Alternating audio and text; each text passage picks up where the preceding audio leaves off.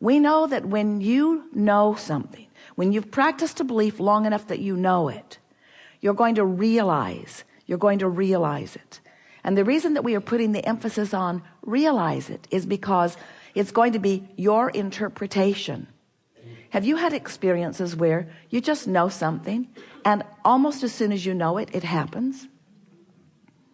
Esther was watching a little piece of television this morning. She turned it on because she always likes to gloat about the weather where she is. So she likes to see the weather patterns, and then she likes to look at the weather where she is, and then she likes to acknowledge one more time, I'm in the very best possible weather place. So she was watching a little piece of something that was showing the weather, and then a piece came on of a man who is throwing a basketball at a Lakers game from center court, and he threw it right in and won his big prize of several $1,000s.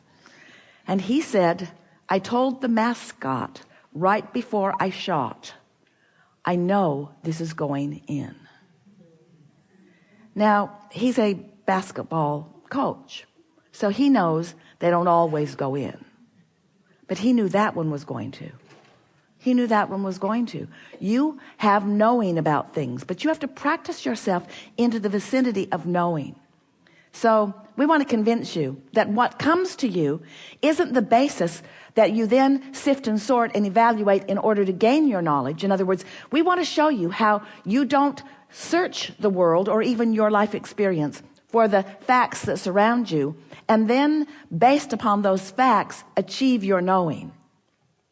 Instead, we want you to understand that you achieve your knowing by finding a vibration of something that you desire and practicing it until it's easier and easier and easier to believe it. And once you practice something long enough that it's easy to believe, you will know it. And then the facts will back up your knowing. So we'll just leave it there for now. The facts always do back up your knowing.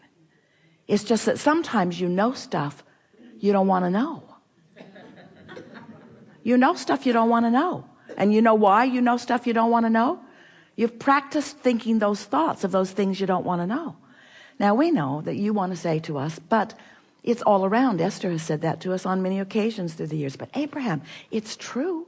It's true, and therefore I believe it deserves my attention. And we say, we would add something to that if we were standing in your physical shoes. If it's true and you like it, give it your undivided attention.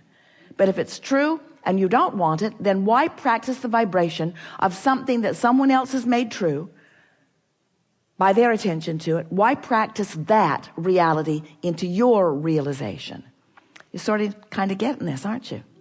You create your own reality, and you do it because you think. But you have control of what you think.